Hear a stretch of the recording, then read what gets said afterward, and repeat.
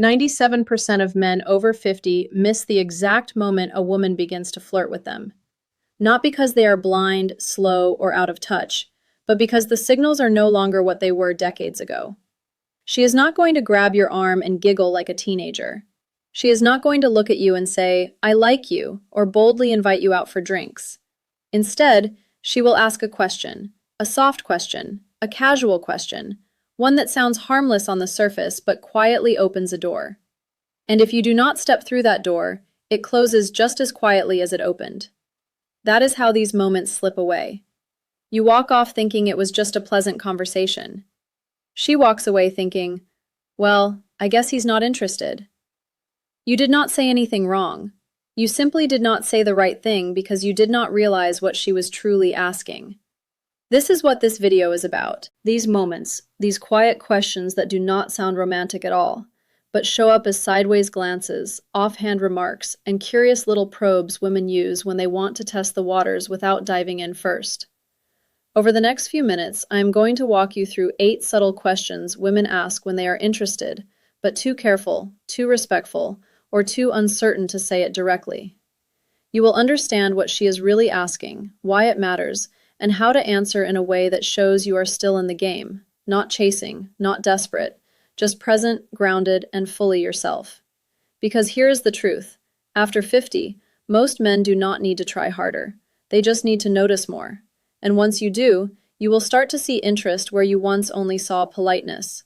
You will notice warmth where you assumed there was just small talk, and real adult attraction where you once believed you were invisible. Let's talk about the first question. It sounds innocent, but it is one of the biggest tests she will ever put in front of you. How old are you really? It sounds playful, almost lighthearted, but when a woman looks you in the eye and asks, "How old are you?"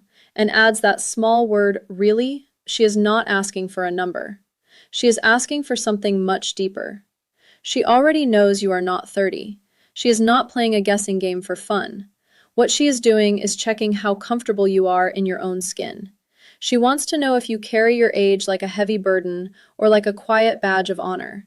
And the way you respond tells her everything she needs to know. If you flinch, dodge the question, or turn it into a joke about getting old, she may smile, maybe even laugh. But inside, the energy shifts because what she is looking for is not youth. It is presence, confidence, a sense that you are still fully alive in your own life, not apologizing for the years you have lived. The men who stand out at this stage are not the ones trying to look younger. They are the ones who have made peace with their timeline. Men who can say without hesitation, old enough to know what matters and young enough to still enjoy the ride. Or even with a slow grin, "You want my age or my attitude?" I once spoke to a man named Rick. He was 64, divorced with silver hair and a sharp sense of style. He told me about a conversation he had at a downtown jazz lounge. The woman was maybe late 40s or early 50s, smart, elegant, and clearly engaged. After some easy back and forth, she leaned in and asked, "So, how old are you really?" Rick thought he was being clever and replied, "Too old for you?" She laughed, but not the way he hoped. He said he felt the spark dim almost immediately. Later that night, it hit him. He, clears throat, did not just dodge the question, he dodged the moment. That is what most men miss. These questions are not interviews, they are invitations. And when you answer them with self-doubt or self-mockery, she hears that message clearly. Under the surface, what is really happening is simple. As we age, we carry more history, more scars, and more quiet fears about whether we are still seen.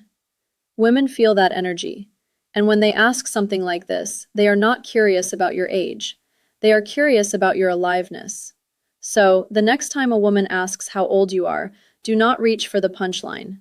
Do not treat it like a trap. Treat it like a door. Because if she is asking, she is already thinking, maybe. And your answer decides whether that door stays open. Another question that catches many men off guard is this one. Why aren't you married? At first, it can sound personal, even a little judgmental. But when a woman asks this with a gentle tone and genuine curiosity, it is not an interrogation. It is interest wrapped in caution. She is not digging into your past just to hear stories. What she is really asking is, are you emotionally available now? Is there room in your life for someone like me? This is where many good men stumble. Some launch into their entire romantic history, talking about divorce, heartbreak, and disappointment. Others get defensive and brush it off with a bitter laugh, saying things like, "Marriage? Tried it once. Never again." Clears throat. Both responses do the same thing. They quietly close the window she just opened. She is not looking for a full explanation. She is listening to how you carry the answer. Whether you are at peace with your past or still dragging it behind you like luggage you never unpacked. A better response is simple, steady, and honest without being heavy. Something like, "Life kept me busy, but I have space now for something real." Or, "I just have not met the right woman yet, maybe until now." I remember a man named Gerald. He was 67, quiet, worked with his hands, and had been widowed young. He told me about a woman he met at a community garden. They started talking about tomatoes, of all things. After a while, she smiled and asked him, "So, how come a man like you isn't married?" He froze. He gave a stiff answer about how things did not work out and quickly changed the subject. A week later, she stopped coming to the garden. Later, he said, "I didn't realize she was asking because she was thinking about us. I thought she was just being polite." That is the pattern. These moments do not announce themselves.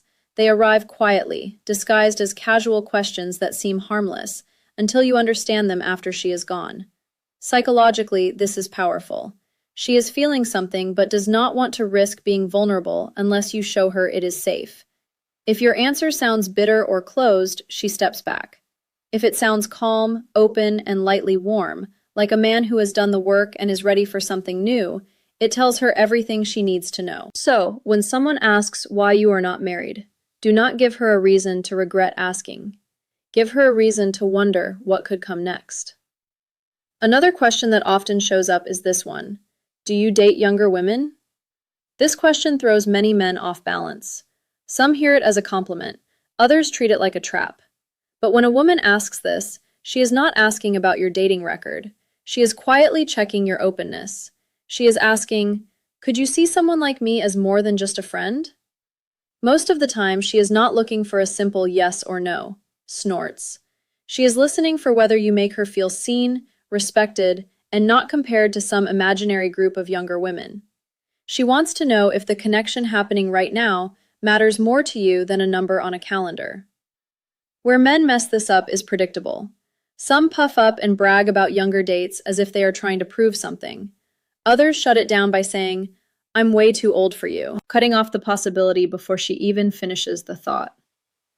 Both responses miss the point, because what she is really asking is, do I have a chance?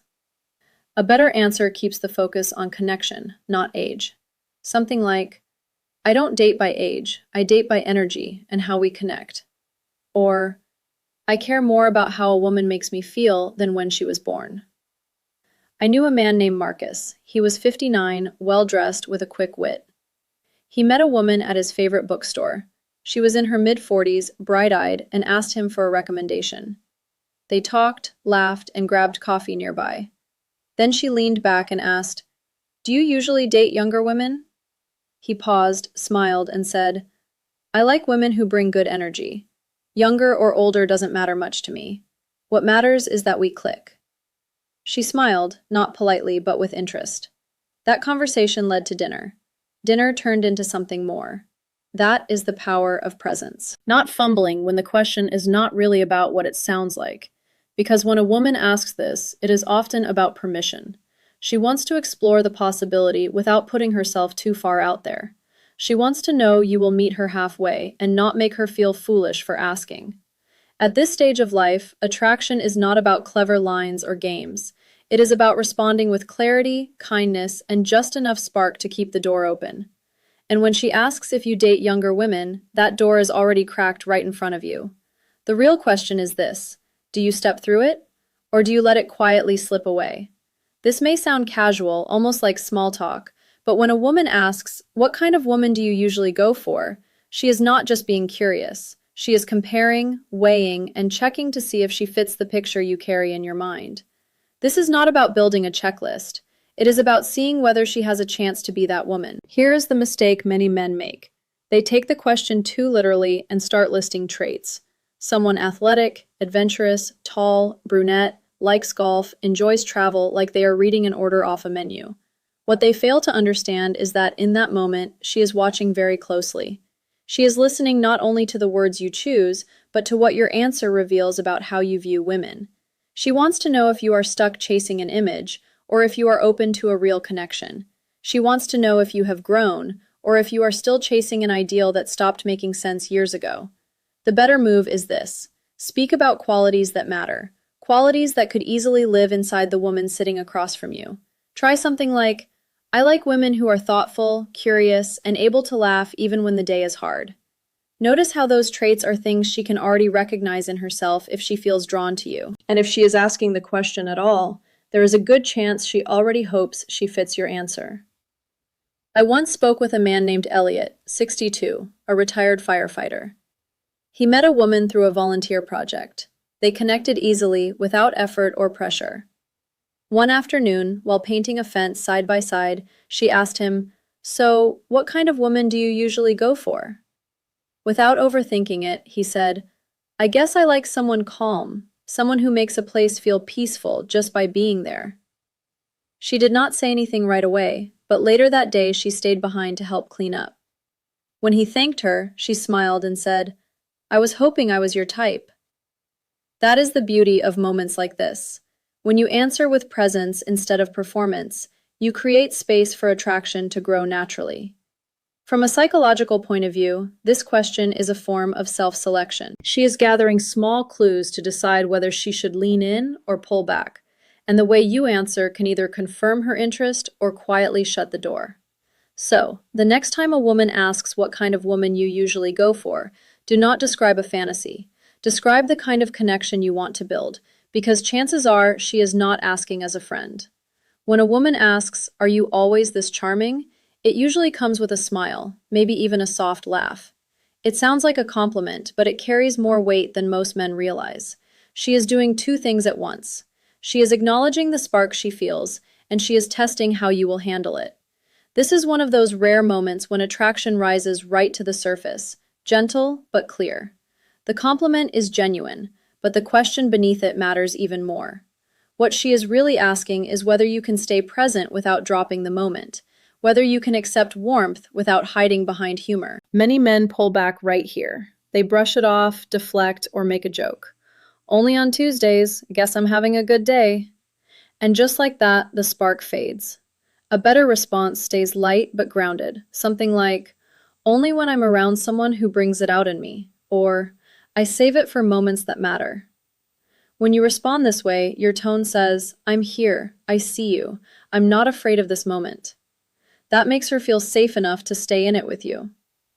Alan, 68, a quiet widower hour, once told me about a dinner party where a woman leaned in and asked, "Are you always this charming, or is it just tonight?" He smiled and said, "That depends. Are you always this curious, or am I just lucky?" He said she held his gaze a little longer after that with a look that said, "Now we're getting somewhere." This question is not really about charm. It is about chemistry. She is offering an opening to move from friendly into something deeper without pressure. Psychologically, this is a gentle way women show interest. Your role is not to impress. It is simply to receive the moment without shrinking away from it. When a woman asks, "Why don't you have a girlfriend?"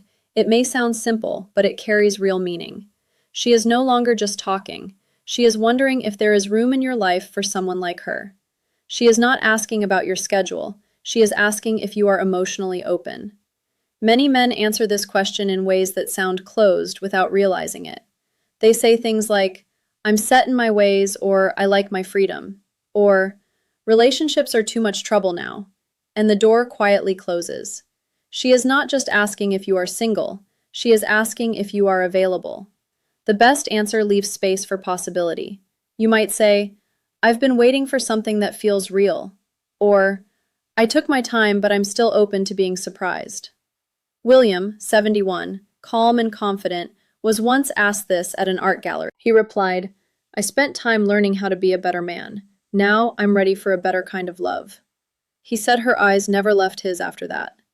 Women later in life are just as afraid of rejection as men. Instead of stating their feelings directly, they ask questions like this. Brave questions disguised as curiosity. How you answer tells her whether it is safe to go deeper or safer to pull away. And then there is the question, would you ever date someone like me? This is the closest thing to a confession. She is not fishing for praise, she is placing herself in front of you. Even if she smiles, there is vulnerability underneath. Many men freeze here, they go neutral, they change the subject, and she pulls back, feeling exposed. The best answer is not clever, it is honest. I'd be lucky to then stop talking. Charlie, 66, former military, once told me about a walk at sunset.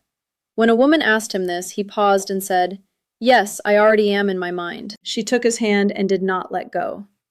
These questions are not casual. They are openings, quiet doors being unlocked.